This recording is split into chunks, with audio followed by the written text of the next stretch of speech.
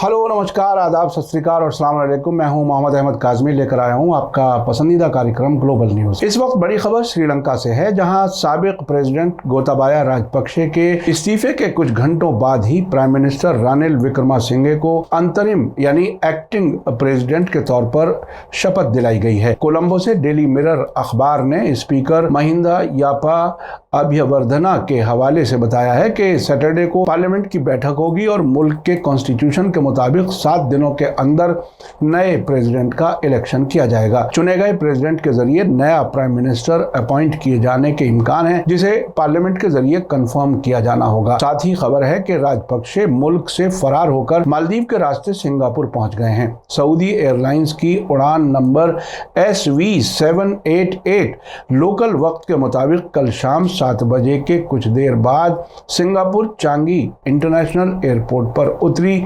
जिसमें राजपक्षे सवार थे। उनके साथ वाइफ और 2 सिक्योरिटी गार्ड्स के भी सिंगापुर पहुंचने की खबर है। गोताबाया सिंगापुर एयरपोर्ट पर वाइफ के साथ शॉपिंग करते हुए नजर आए। सिंगापुर की फॉरेन मिनिस्ट्री ने कहा है कि गोताबाया राजपक्षे निजी सफर पर आए हैं। उन्होंने न सियासी पनाह मांगी है और न ही पनाह दी गई है।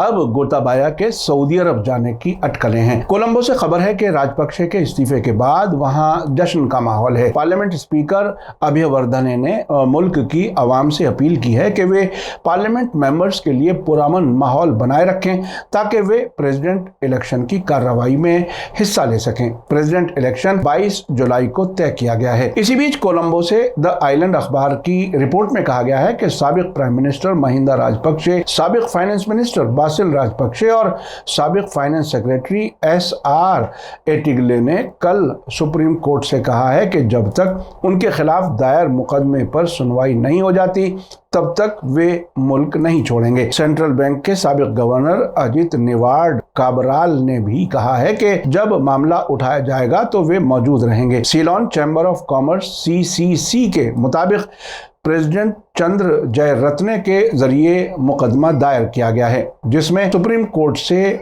मौजूदा फाइनेंशियल क्राइसिस के लिए जिम्मेदार लोगों की जांच करने की मांग की गई है। द आइलैंड ने ही एक और खबर में बताया है कि फौज ने कल ऐलान किया है कि पब्लिक प्रॉपर्टी, खास दफ्तरों, सेंसिटिव मकामात और इंसानी जिंदगी की हिफाजत के लिए अगर ज़रूरी हो तो फौजों को खतरनाक हथियार इस्तेमाल करने का हुक्म दिया गया है। फौज ने अपने बयान में कहा है कि प्रोटेस्ट करने वालों और सिक्योरिटी फोर्सेस के बीच कोई खास टकराव नहीं हुआ है। फौज ने प्रेसिडेंट हाउस और प्राइम मिनिस्टर ऑफिस समेत सरकारी इमारतों से आम लोगों को हटा दिया है और अपने कंट्रोल में ले लिया है। आवाम को पार्लियामेंट में घुसने से रोकने के लिए टैंक तैनात कर दिए गए हैं।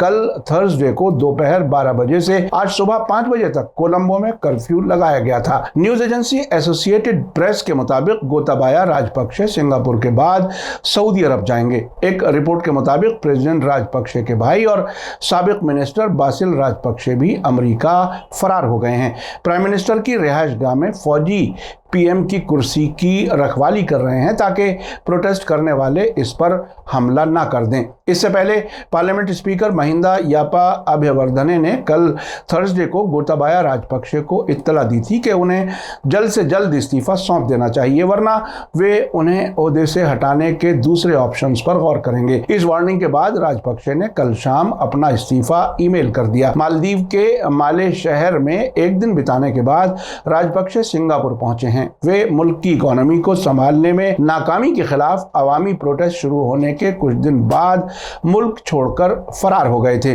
पिछले सैटरडे को प्रोटेस्ट करने वालों ने प्रेसिडेंट हाउस पर धावा बोल दिया था, जिसके बाद राजपक्षे ने ऐलान किया था कि वे वेडनेसडे को ओहदे से इस्तीफा दे देंगे।